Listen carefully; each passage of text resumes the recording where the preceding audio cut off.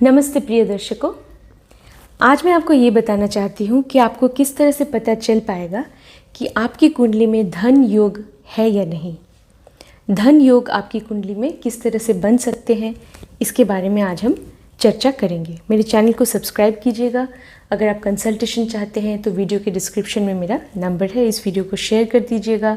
अगर आप चैनल के मेंबर बनना चाहते हैं तो मेंबरशिप का लिंक भी वीडियो के डिस्क्रिप्शन में है और किताबों के लिंक भी वीडियो के डिस्क्रिप्शन में है। प्रिय दर्शकों, धन योग क्या होता है? धन योग मतलब ग्रहों के बीच कुछ ऐसा कॉम्बिनेशन अगर आपकी कुंडली में है, कुछ ग्रहों के बीच, कुछ खास ग्रहों के बीच ऐसे कुछ संबंध हैं जिनसे हम धन योग को देखते हैं, तो वो संबंध अगर आपकी कुंडली में बन रहे हैं ग्रहों के बीच, तो हम कह सकते हैं कि आपकी कुंडली में धन योग है। तो वो कौन कौन से संबंध हैं उनके बारे में आज हम चर्चा करेंगे। तो प्रिय दर्शकों, वैसे तो धन योग अगर आपकी कुंडली में है तो उसके लिए लेकिन एक शर्त है, वो ये है कि लग्न जो है वो बली होना चाहिए। लग्न और लग्नेश दोनों, लग्न मतलब प्रथम भाव, लग्न और लग्नेश दोनों बली होने चाहिए। और गुरु जो होता है, गुरु ग्रह जो है वो नैसर्गिक धन कारक है, तो गुरु का भी मजबूत होना कुंडली में धन योग एक तरह से जातक को मतलब आजीवन धन संपत्ति का अधिकारी बना सकता है अगर गुरु कुंडली में बहुत मजबूत होकर बैठा है। तो अब हम चलते हैं धन योग कैसे बनते हैं। सबसे पहले आपको धन योग के लिए प्रिय दर्शकों कुंडली का जो द्वितीय भाव है और 11वां भाव, ये दोनों भावों को देखना पड़ेगा। द्वितीय भाव जो होता है वो धन भाव होता है, जहाँ से आप अपने संचित धन को देख सकते हैं, माफ़ कीजिएगा, संचित धन को देख सकते हैं। और जो 11वां भाव होता है वो होता है आपके आय का, इनकम का भाव होता है। आप कैसे धन, आप मतलब धन कैसे कमा रहे हैं या किस तरह से आपके धन में वृद्धि हो रही है, तो वो हम लाभ स्थान होता है 11वां भाव। और धन स्थान या संचित धन का स्थान होता है दूसरा भाव। तो दूसरे भाव के स्वामी और 11वें भाव के स्वामी के बीच अगर परिवर्तन है कुंडली में, तो ये एक राशि परिवर्तन है, तो ये एक मजबूत धन योग है। खास कर अगर ये जो ग्रह जो ये मतलब योग बना रहे हैं, अगर वो शुभ ग्रह है तो धन योग और भी ज़्यादा प्रबल हो जाता है। और प्रिय दर्शकों, पंचम भाव और नवम भाव को ज्योतिष में लक्ष्मी स्थान कहा गया है, पंचम और नवम भाव को। तो दूसरे भाव के स्वामी का संबंध अगर पंचम या नवम भाव से बन रहा है तो वो भी बहुत शुभ माना जाता है, एक तरह से धन योग माना जाता है। या 11वें भाव के स्वामी का संबंध भी अगर पंचम या नवम भाव से बन रहा है तो भी ये एक धन योग बना सकता है। लेकिन हाँ, लग्न पीड़ित नहीं होना चाहिए, लग्नेश भी पीड़ित नहीं होना चाहिए।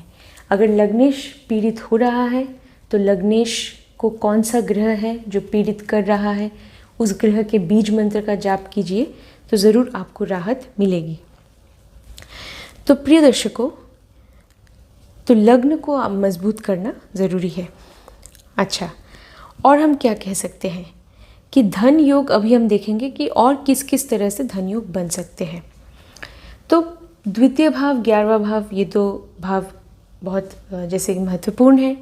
और चंद्रमा से भी आप द्वितीय भाव देखिए, चंद्रमा से भी आप 11वां भाव देखिए, ये दो भाव भी बहुत महत्वपूर्ण होंगे, क्योंकि चंद्रमा एक बहुत ही महत्वपूर्ण ग्रह है वैदिक ज्योतिष में। इसका मतलब चंद्र कुंडली बनाकर, चंद्र कुंडली से भी आप द्वितीय भाव और 11वां भाव देखिए, वहाँ भी अगर द्वितीय और 11वें भाव का पंचम या नवम भाव के साथ संबंध है तो भी वो शुभ माना जाएगा। और प्रिय दर्शकों, पंचम और नवम भाव चाहे आपके लग्न से आप गिने या चंद्रमा से, उनका बहुत बड़ा महत्व होता है पंचम और नवम भाव का, जो कि लक्ष्मी स्थान माने जाते हैं। तो उनसे किस तरह से धन योग बनते हैं वो हम अभी देखेंगे। जैसे अगर चंद्रमा पंचम भाव में अपनी ही राशि में है और शनि अगर 11वें भाव में है तो ये एक तरह का धन योग है। और एक तरह का धन योग है, मैं बता रही हूँ, अगर मंगल पंचम भाव में अपनी राशि में है और शुक्र अगर 11वें भाव में है तो वो भी एक तरह से धन योग है। अब आगे चलते हैं। अगर गुरु पंचम भाव में अपनी राशि में है और उसी समय अगर बुध 11वें भाव में है तो ये एक धन योग का निर्माण होता है। अब हम आगे चलते हैं। अगर शनि पंचम भाव में है अपनी ही राशि में और उसी समय अगर सूर्य और चंद्रमा एक साथ है 11वें भाव में तो भी धन योग का निर्माण होता है। और अगर सूर्य, ये एक और धन योग ऐसा है कि सूर्य अगर पंचम भाव में अपनी राशि में मतलब सिंह राशि में है और उस समय अगर चंद्रमा, गुरु और शनि 11वें भाव में है तो भी एक तरह के धन योग का निर्माण होता है। अब और आगे चलते हैं। अगर बुध पंचम भाव में है अपनी ही राशि में और उस समय अगर चंद्रमा, मंगल और गुरु 11वें भाव में है तो ये भी एक तरह के धन योग का निर्माण करता है। अब और एक धन योग मैं बता रही हूँ। अगर शुक्र पंचम भाव में है अपनी ही राशि में और उस समय अगर मंगल लग्न में है तो भी ये एक धन योग की सृष्टि करता है। प्रिय दर्शकों, धन योग जो है वो धन योग में क्या होता है, लग्न और लग्नेश का भी बहुत महत्व होता है धन योग में। पहला तो शर्त ये था कि लग्न और लग्नेश बली होने चाहिए। तो और अभी हम देखते हैं कि लग्न या लग्नेश के साथ किस तरह से हम धन योग को देख सकते हैं। अगर शनि अपनी ही राशि में है लग्न में और शनि का संबंध अगर मंगल और गुरु के साथ हो रहा है तो भी वो एक तरह से धन योग का निर्माण करता है। अगर शुक्र अपनी राशि में है मतलब वृषभ में है या तुला में है, लग्न में है मतलब प्रथम भाव में अगर शुक्र अपनी राशि में है और शुक्र का संबंध अगर बुध और शनि के साथ हो रहा है तो भी वो धन योग का निर्माण करता है। अगर गुरु अपनी राशि में है प्रथम भाव में और गुरु का संबंध अगर मंगल और बुध के साथ हो रहा है तो भी एक तरह से धन योग का निर्माण होता है। अगर बुध अपनी राशि में है लग्न में और बुध का संबंध अगर गुरु और शनि के साथ हो रहा है कुंडली में, दृष्टि का संबंध, किसी भी तरह से संबंध अगर हो रहा है युति या दृष्टि, तो बुध अपनी राशि में लग्न में और बुध का संबंध गुरु और शनि के साथ तो भी वो धन योग का निर्माण करता है। अब आगे चलते हैं। अगर मंगल अपनी राशि में है लग्न में और मंगल का संबंध बुध, शुक्र और शनि के साथ हो रहा है तो भी धन योग का निर्माण होता है। अगर चंद्रमा अपनी राशि में यानी कि कर्क राशि में है और चंद्रमा का संबंध अगर चंद्रमा कर्क राशि में लग्न में है अगर और चंद्रमा का संबंध अगर बुध और गुरु के साथ हो रहा है तो भी धन योग का निर्माण होता है। अगर सूर्य लग्न में अपनी राशि में है यानी कि सिंह राशि में है और सूर्य का संबंध अगर मंगल और गुरु के साथ हो रहा है तो भी वो धन योग की सृष्टि करता है। तो प्रिय दर्शकों, आपने देखा कि ये जो सारे कॉम्बिनेशंस हैं, ये जो सारे संबंध हैं ग्रहों के बीच अगर इस तरह से बनते हैं, कोई सा भी एक संबंध बन रहा है तो आपको धन योग, आपकी कुंडली में धन योग माना जाएगा। इंदु लग्न को भी आपको देखना चाहिए। आपका इंदु लग्न कौन से भाव में है कुंडली के और वहाँ पे कौन सी राशि आ रही है, क्योंकि इंदु लग्न भी धन देने की क्षमता रखती है। तो इंदु लग्न से अगर केंद्र में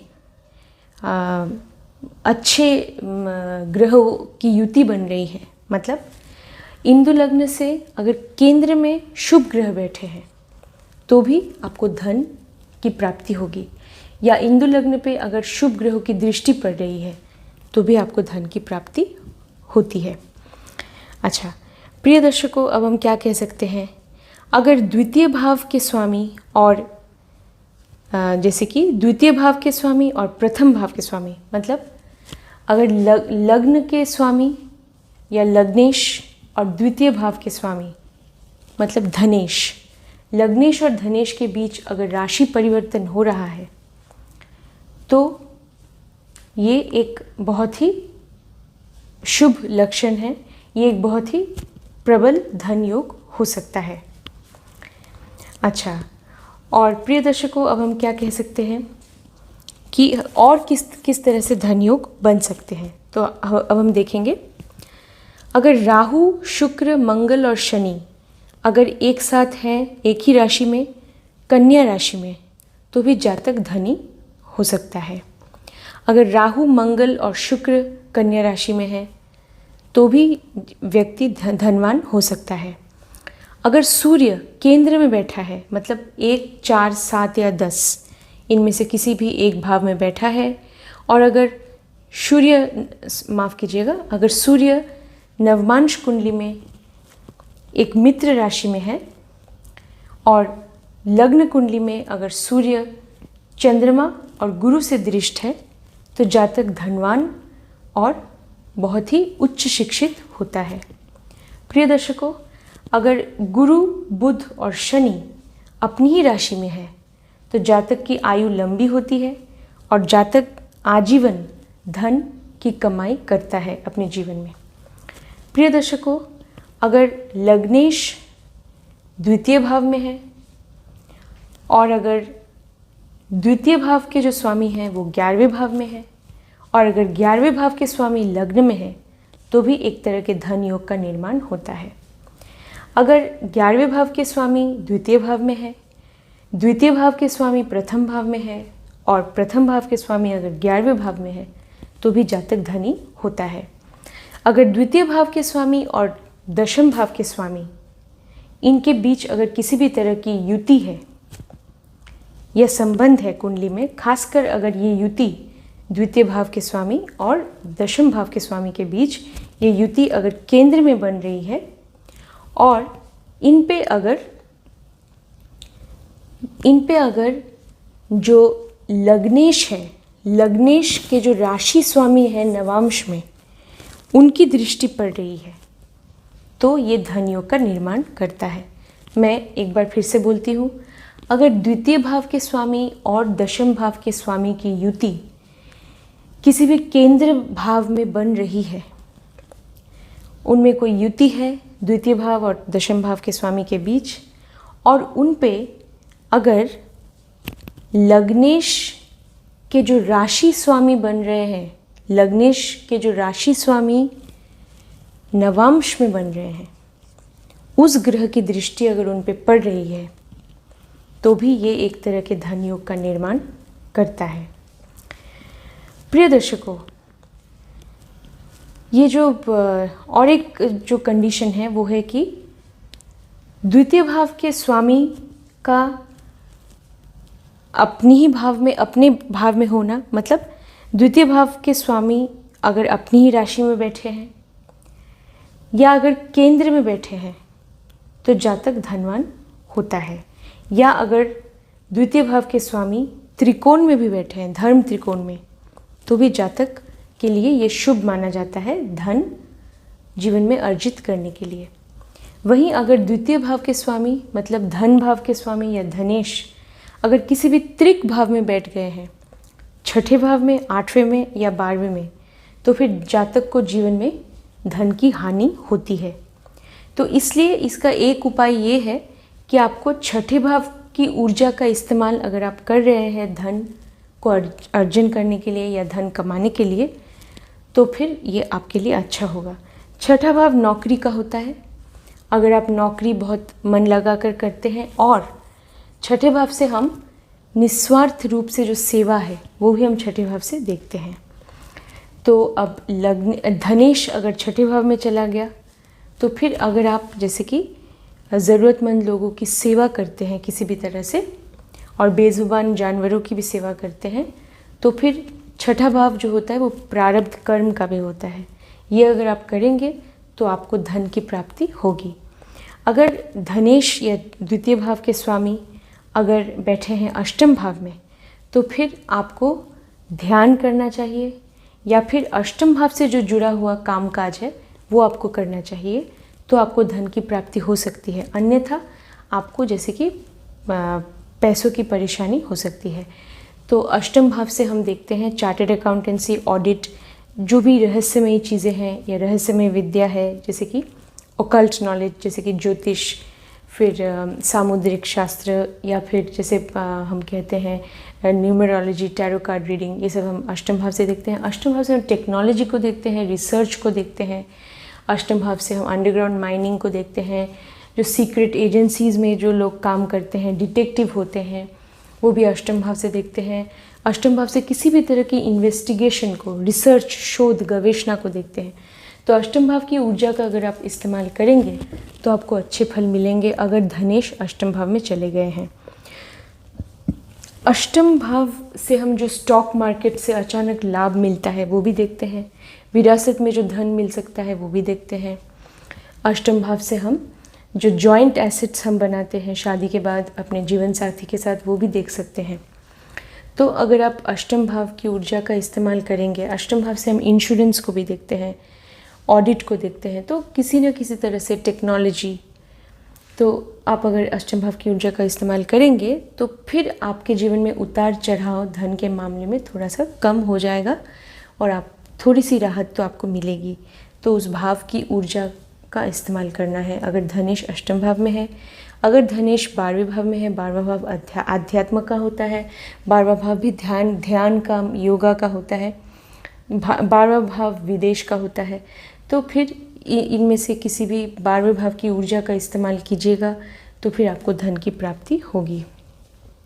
वरना 12वां भाव इन्वेस्टमेंट का भी होता है कि पैसों को निवेश करना, पैसे कहीं पे इन्वेस्ट करना, या म्यूचुअल फंड हो या जो भी हो जाए, आप अगर इन्वेस्ट करते हैं वो भी 12वें भाव से देखते हैं। तो इन सब चीज़ों में से कोई भी कुछ भी आप करेंगे तो धन की हानि जो है वो कम हो जाएगी। तो ऐसा है। वरना त्रिक भाव के स्वामी, अत्रिक भाव में अगर धनेश बैठे हैं तो धन की हानि तो होती है जातक को। तो इसलिए इन बातों का खास ध्यान रखें। और अगर द्वितीय भाव के स्वामी पे गुरु या शुक्र की दृष्टि है तो ये बहुत शुभ माना जाता है धन कमाने के लिए। और अगर 11वें भाव के स्वामी त्रिकोण भाव में बैठे हैं तो भी जातक को ये धनवान बनाता है। तो प्रिय दर्शकों, आपने देखा ये जो तरह तरह के जो कॉम्बिनेशंस हैं, ये अगर आपकी कुंडली में बन रहे हैं तो फिर आपको धन की प्राप्ति ज़रूर हो सकती है। और प्रिय दर्शकों, हम क्या कह सकते हैं कि अगर लग्नेश और धनेश, मतलब लग्न के स्वामी और धन भाव या द्वितीय भाव के स्वामी एक कोई भी शुभ ग्रह के साथ उनकी युति बन रही है और वो युति अगर लग्न में बन रही है तो फिर ये भी जातक को धनवान बना सकता है। और वो जिन भी राशि में है, जिस भी राशि में ये युति बन रही है, लग्नेश, धनेश और एक शुभ ग्रह के बीच अगर कोई युति बन रही है लग्न में, तो वो जो राशि है, वो राशि स्वामी भी अगर कुंडली में बली होकर बैठा है तो जातक धनवान होता है। और प्रिय दर्शकों, अगर लग्नेश और द्वितीय भाव के स्वामी, लग्नेश और धनेश के बीच अगर राशि परिवर्तन है तो जातक बहुत ही आसानी से अपने जीवन में धन कमा सकता है। ऐसा भी होता है। आपको चंद्रमा से भी द्वितीय भाव, और जैसे कि चंद्रमा से भी चंद्र लग्न से को भी देखना चाहिए। चंद्र लग्न, चंद्र से द्वितीय भाव, चंद्र से 11वां भाव, वो भी आप देख सकते हैं।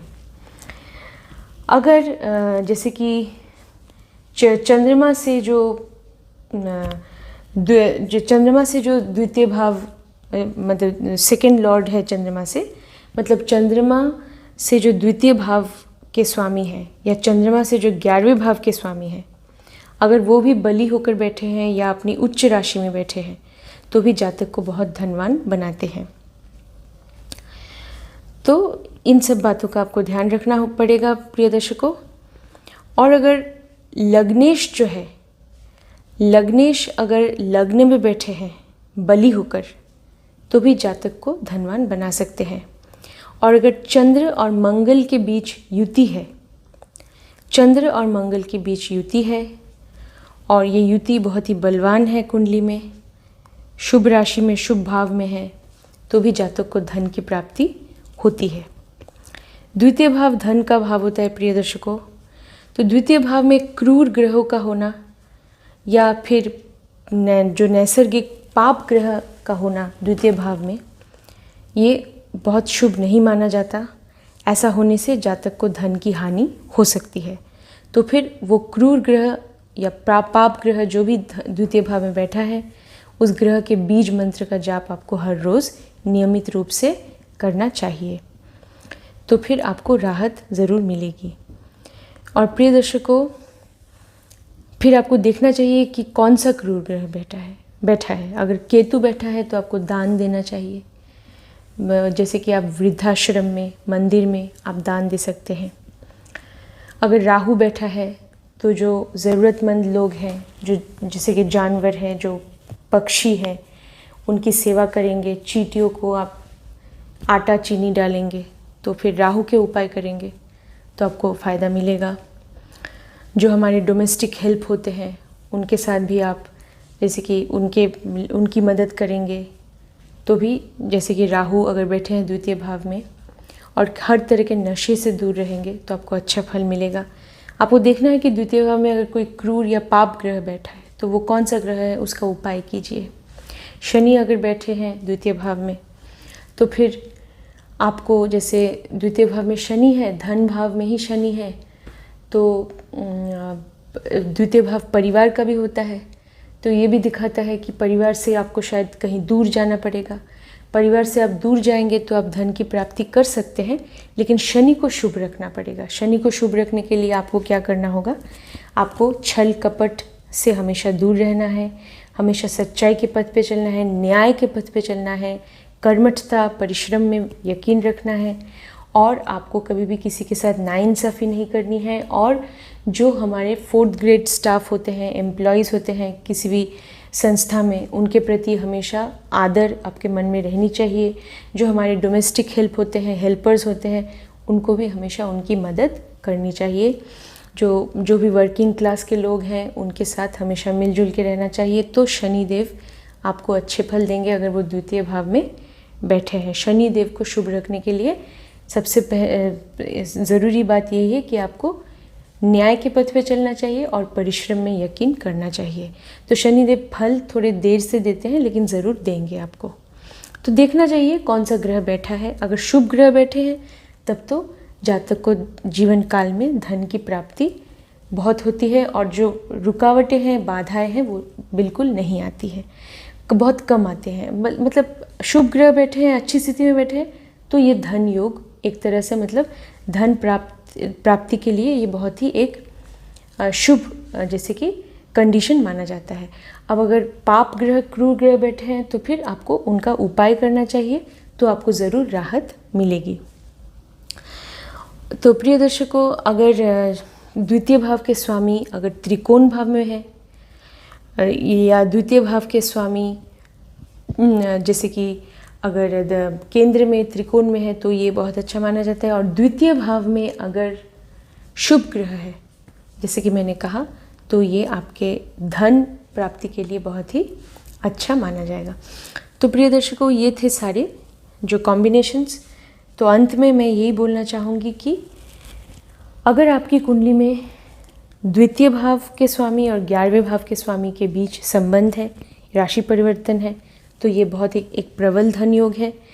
खासकर अगर जिन ग्रहों के बीच ये परिवर्तन या संबंध बन रहा है वो अगर शुभ ग्रह है, तो ज़्यादा धन की प्राप्ति होती है। और द्वितीय भाव के स्वामी, 11वें भाव के स्वामी का संबंध, चाहे वो कोई भी ग्रह हो, अगर उनका संबंध पंचम या नवम भाव के साथ हो रहा है, तो भी आपको धन की प्राप्ति ज़रूर होती है। तो इन बातों का ध्यान रखिएगा, और सारे जो कॉम्बिनेशंस जो मैंने आज वीडियो में बताए हैं वो आप देखिएगा। उनमें से कोई भी अगर आपकी कुंडली में होगा तो आप ज़रूर धन की प्राप्ति कर सकते हैं। तो आज के लिए बस इतना ही प्रिय दर्शकों, मिलते हैं अगली बार एक और वीडियो को लेकर। तब तक अपना ध्यान रखिएगा। नमस्ते।